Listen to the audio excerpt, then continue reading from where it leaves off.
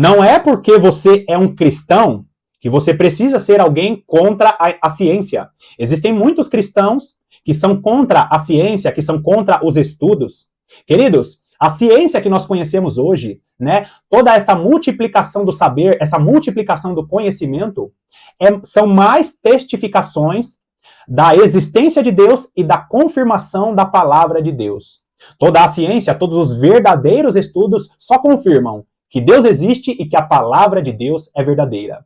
E se você é um cristão que presta a Deus um culto racional, você precisa entender que a ciência está a favor daqueles que são cristãos, daqueles que acreditam na Bíblia. Então, nós não podemos ser contra a ciência ou contra a multiplicação dessa ciência.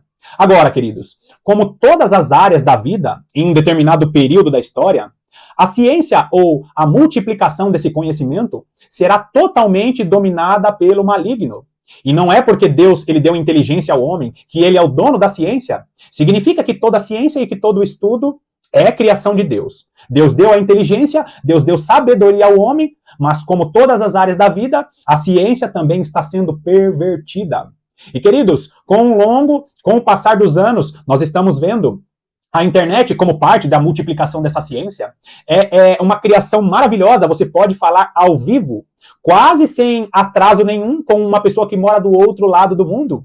E isso é maravilhoso, queridos. Mas nós que somos cristãos, precisamos entender que o nosso Deus, ele é um Deus conservador. Ele prefere que eu e você estejamos a sós com ele, assim como aconteceu na criação. Queridos, nós fomos criados para estar a sós com o nosso Deus. Deus não precisa de tecnologia para que tenhamos um bom relacionamento com ele. Deus ama quando os seus filhos estão a sós com ele, sem tecnologia, sem nenhum recurso da criação da mão de homens. Mesmo que essa sabedoria tenha sido dada por Deus, Deus gosta dos teus servos ali em um jardim escondido. Inclusive, nós vamos ver a própria Bíblia usando vários termos antigos. E no final dos tempos, nós vamos ver mais uma vez Deus restaurando a condição que tinha lá na época de Adão, na época do Jardim do Éden. Por quê, queridos? Porque a glória de Deus, a presença de Deus, ela ultrapassa a qualquer multiplicação da ciência ou a qualquer multiplicação desse conhecimento. Nós vemos que a palavra de Deus nos mostra que no final dos tempos, Deus vai estar promovendo catástrofes nessa terra. E se você entender um pouquinho como funciona a internet, essa luz artificial, você vai ver que no toque das trombetas vão acontecer algumas catástrofes e Deus vai estar promovendo um grande colapso na tecnologia de todo o mundo. Você sabia, queridos, que vai chegar um determinado momento que não vai existir mais luz artificial, não vai mais existir internet? É por isso que a igreja verdadeira vai estar sendo direcionada para ter intimidade com Deus. Boa parte dessa igreja será enviada ao deserto. Boa parte dessa igreja será desviada, será deslocada fora da vista da serpente, fora da vista desse monitoramento. Por quê? Porque o poder de Deus se multiplica quando nós estamos reunidos em comunhão e sem recursos artificiais. Agora, será que você não é um cristão que está dependendo demais da internet? Queridos, existem muitas denominações que no período dessa catástrofe sanitária que nós passamos nos últimos 3 anos, existem muitas igrejas, existem muitas denominações que ficaram online, que estabeleceram os seus cultos, que estabeleceram ali as assembleias para ficar online. E muitas delas não voltaram, permanecem online até hoje, e outras não existem mais porque elas decidiram transferir o culto presencial para a internet.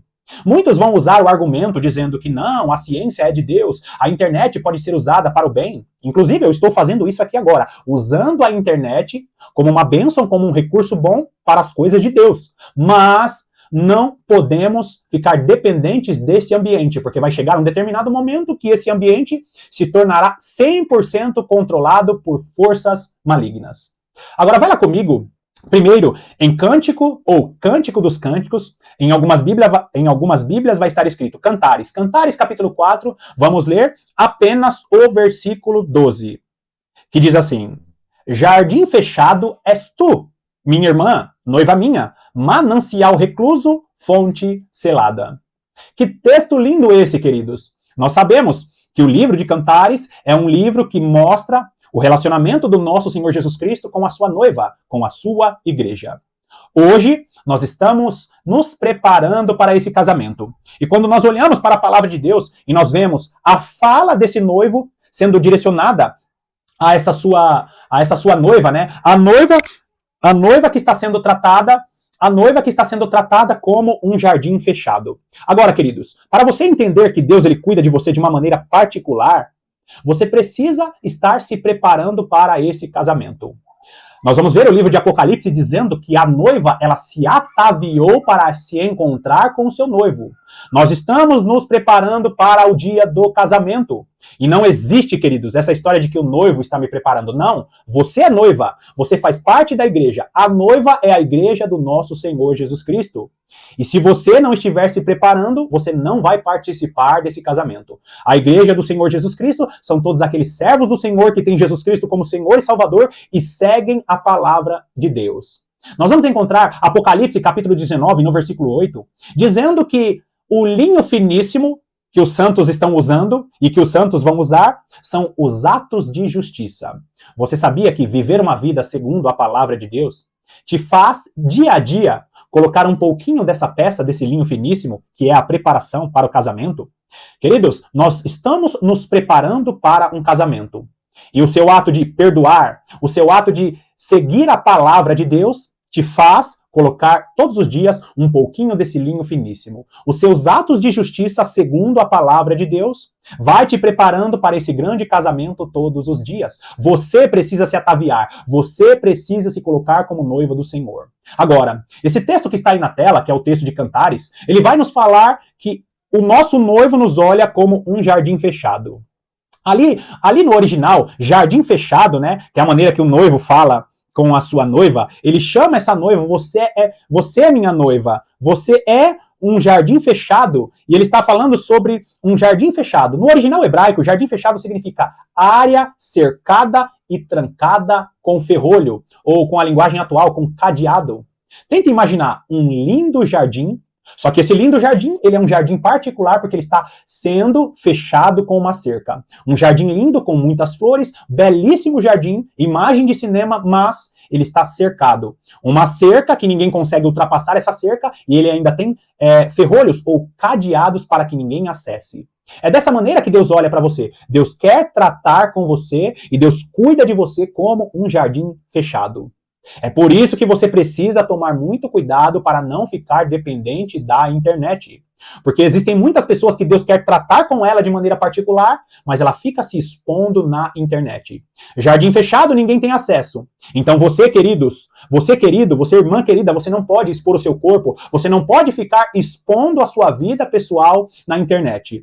E nós vemos ainda esse noivo, nesse mesmo texto, citando essa noiva, chamando ela até de irmã, mostrando intimidade, mostrando que ela faz parte da família, chamando ela de manancial recluso.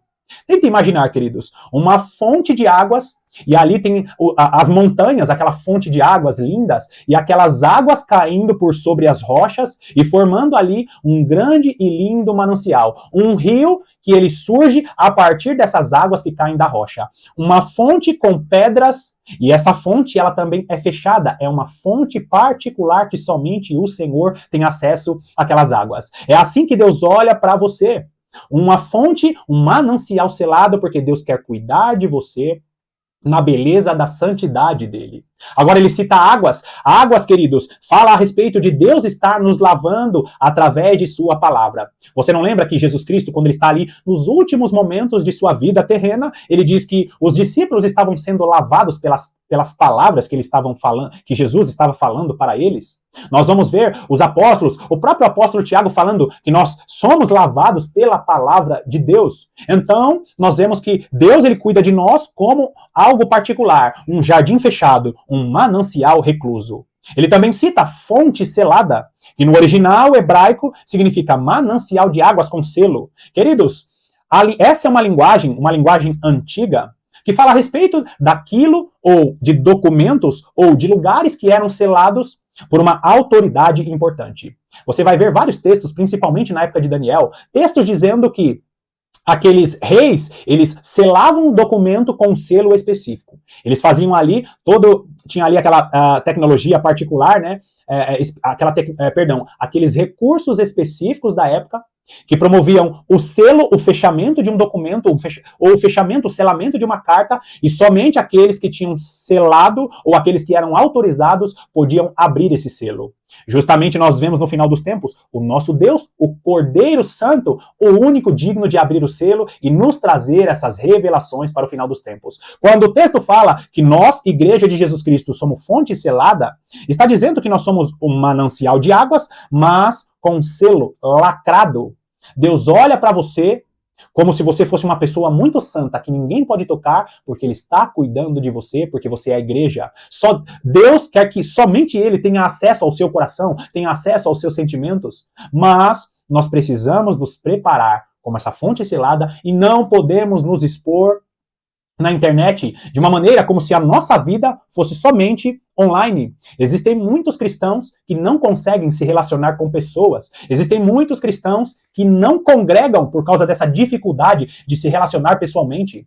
Jesus Cristo quer se relacionar com você e preparar o seu coração como esse manancial. Mas, se você não estiver congregando, se você não sair desse ambiente online e não estiver congregando, o seu Deus, ele não tem acesso ao seu coração. Nós vamos ver vários textos da palavra de Deus nos mostrando que na comunhão dos santos, Deus vai preparando essa noiva. A noiva se atavia, mas o nosso Deus, através do seu Espírito, vai preparando os nossos corações para este casamento. Então, queridos, tome bastante cuidado se você não está criando uma vida na internet e está expondo o seu corpo, está expondo a sua vida na internet, como se você tivesse vida somente na internet, mas não quer ter contato com o corpo de Cristo. Em vídeos anteriores, eu falei a respeito do batismo no corpo. Você sabia que para fazer parte do corpo de Cristo, você precisa se relacionar com outros irmãos? Estar batizado no corpo significa estar em comunhão com os irmãos, fazer parte da congregação dos santos. E você não vai conseguir fazer isso online. Queridos, é através da convivência com os irmãos que nós somos preparados como corpo de Cristo. E nós vamos ver vários textos nos mostrando que não existe crescimento no corpo de Cristo se relacionando com os irmãos apenas online.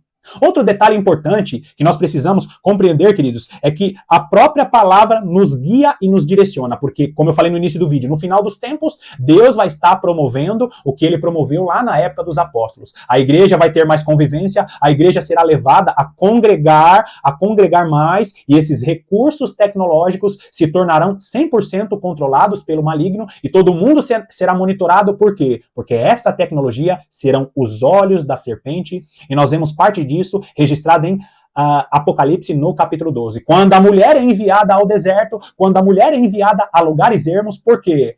Porque a igreja, ela será retirada da vista da serpente, ou boa parte dessa igreja, né? Existem muitos cristãos que, por causa dos olhos da serpente, no período da tribulação, da grande tribulação, perderão as suas vidas.